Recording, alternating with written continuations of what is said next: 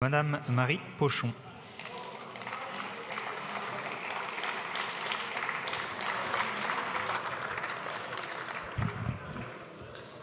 Merci Monsieur le Président, Madame la Ministre, Madame la Présidente, chers collègues. Je ne voudrais pas commencer ce salon de l'agriculture en disant aux agriculteurs que les parlementaires ne les ont pas entendus.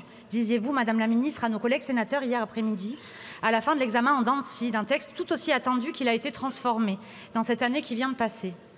Ce qu'il reste de son ambition initiale, ce n'est pas grand-chose. Tout au plus, le mot « agriculture » dans son titre supposait qu'on en voit les mêmes réalités. Cela vous importe peu. Il fallait aller vite, quitte à ce que la CMP ait lieu 3 heures à peine après le vote du Sénat, que ce vote, ce soir, à 23 heures, ait lieu seulement 5 heures après la publication du texte final. 5 heures. Peu importe, l'objectif était fixé, il fallait faire des annonces à l'ouverture du salon.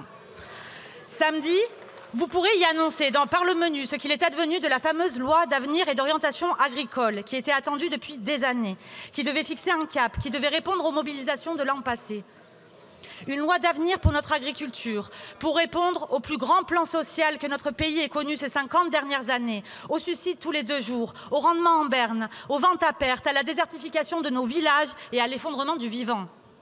Vous viendrez peut-être leur expliquer les vertus des accords de libre-échange, les revirements sur les prix planchers, le grand désert sur l'application des Galim, les petits coups de pression sur l'agence bio ou les objectifs de surface. Tout cela dans une année où le nombre d'agriculteurs a encore diminué, où les grandes entreprises agroalimentaires ont encore augmenté leurs marges, où 8 millions de personnes dépendent encore de l'aide alimentaire dans notre pays. Nous exportons la production de 43% de nos terres et nous importons 3/4 des pâtes et semoules qui nourrissent notre population, alors que l'on pourrait largement satisfaire notre consommation moyenne française. Quant au XXe siècle, l'objectif légitime des politiques agricoles était de manger tous. Le sens de l'histoire d'aujourd'hui devrait nous amener à celui du manger mieux et des produits de qualité. Ce n'est pas le vôtre. Vous persistez à faire de notre ferme France et de tous les agriculteurs avec un simple élément de l'équilibre de la balance commerciale. Nous exportons ce dont nous avons besoin, nous importons ce dont nous avons besoin, l'absurde érigé en modèle. Vous expliquerez donc aux agriculteurs en quoi, à l'heure des bouleversements climatiques, géopolitiques et économiques de notre monde, de ce qui fonde légitimement l'angoisse de tant de paysans de notre pays, une loi comme celle-là, qui ne comprend rien sur la capacité des agriculteurs à pouvoir fixer leur propre prix pour ce qu'ils produisent et vendent, rien sur leur capacité à pouvoir vivre de leur travail dignement, rien sur leur capacité à pouvoir... Rien sur la spéculation foncière, rien sur le renouvellement des générations, rien sur la concurrence déloyale, rien sur l'adaptation au changement climatique. Comment cette loi pourra répondre à leurs préoccupations? D'installation, cette loi de renouvellement des générations agricoles n'en souhaite paradoxalement pas, puisqu'elle ne fixe aucun objectif, ne se dote d'aucun outil d'évaluation et d'aucun moyen pour la faire appliquer. Comme ça, c'est sûr, on ne prend aucun risque que ça serve à quoi que ce soit. De transition, elle qui n'en aimait que l'idée abstraite il y a 1 an, celle d'adjectifs peu contraignants ajoutés ci et là, elle en détruit aujourd'hui à son retour du Sénat et du passage du lobbyiste Duplomb les fondements mêmes.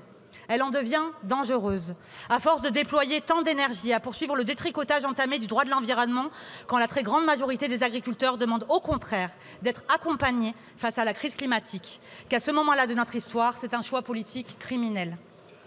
On parle du pire recul environnemental depuis au moins une décennie. C'est la 2e motion de rejet que je défends sur ce texte. L'an dernier, nous nous offusquions d'un intérêt général majeur qui n'avait aucune valeur en droit, d'un bachelor agro qui ne réinventait pas l'eau chaude, d'un texte juste vide de tout.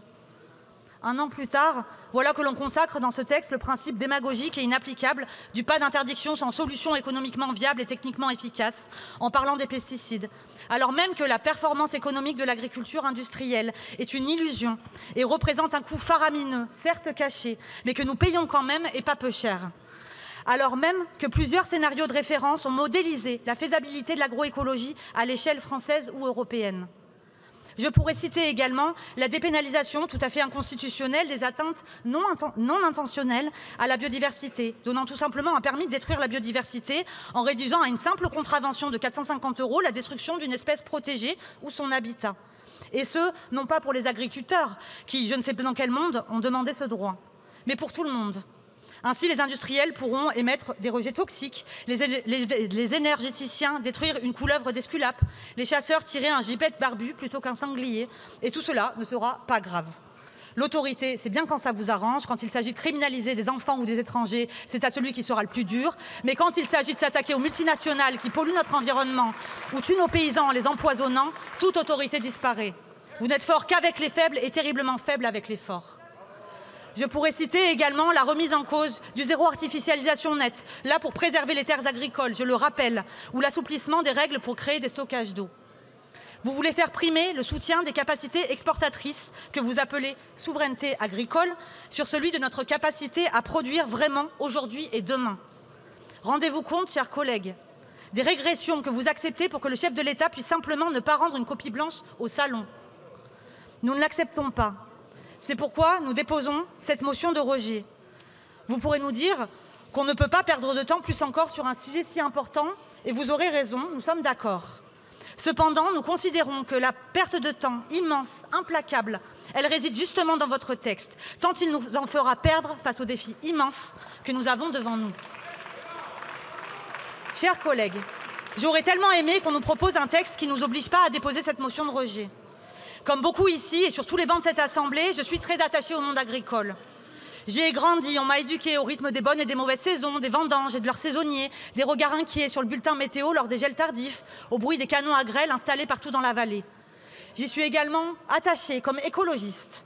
Et je suis effarée d'entendre dans vos discours revenir la démagogie anti-écolo dès qu'il s'agit de faire la course au clan Le Pen. L'agriculture, notre souveraineté alimentaire, la vie dans nos villages valent mieux que d'être instrumentalisé dans vos piètres stratégies électorales qui ne fonctionnent par ailleurs, comme l'ont montré les dernières élections pour vous, pas du tout. Que direz-vous aux agricultrices et agriculteurs à qui vous avez promis monts et merveilles quand demain, rien n'aura changé pour eux malgré cette loi d'orientation? Que direz-vous aux arboriculteurs de la vallée du Rhône qui enchaînent les saisons désastreuses à cause du gel, à cause de la grêle, à cause de la sécheresse? Leur direz-vous que la question de l'adaptation au changement climatique était une option, qu'elle n'était pas essentielle, qu'elle était une lubie de gauchistes qui ne comprennent rien à l'agriculture? Comment rester compétitif quand on subit les aléas climatiques, non pas une fois de temps en temps, mais coup sur coup, pendant 3 ou 4 années de suite? Quand les assurances ne suivent plus, quand les cours fluctuent tant, quand l'endettement mine les corps de ferme, quand, alors que plus personne au téléphone ne répond, faute des 531 millions d'euros que vous avez supprimés des budgets agricoles, l'échec survient. L'échec. Sur le revenu, le bilan de ces politiques est si mauvais que vous avez affronté l'une des plus importantes mobilisations sociales agricoles de ces dernières décennies. Sur l'environnement, le bilan est catastrophique. L'agriculture est désormais le 2e secteur émetteur de gaz à effet de serre. Les modes de production que vous avez promus ont provoqué un tel recul de la biodiversité qu'il menace notre capacité à continuer de produire.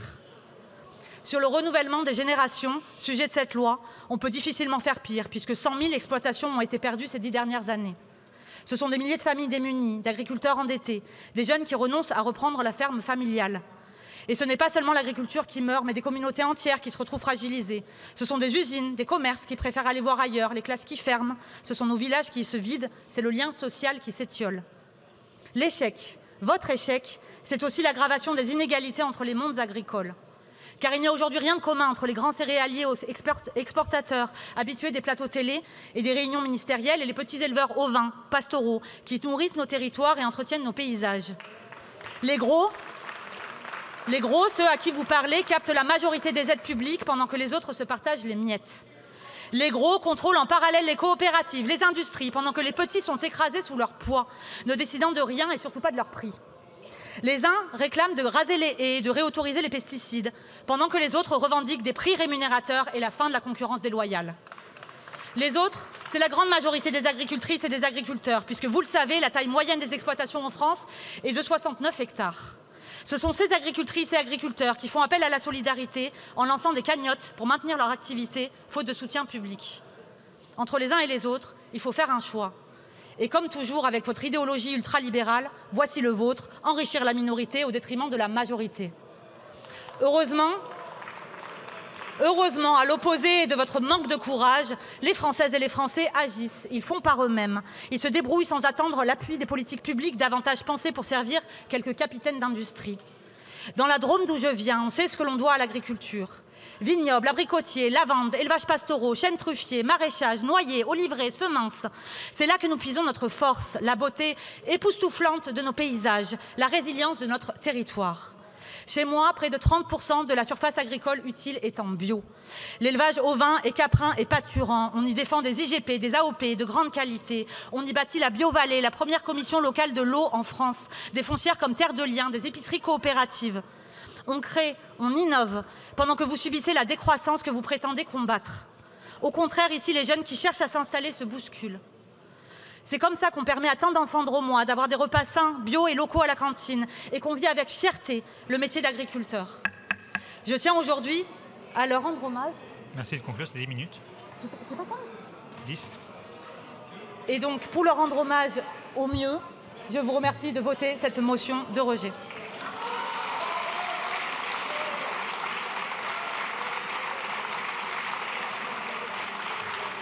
Je vous remercie. Avant de passer aux explications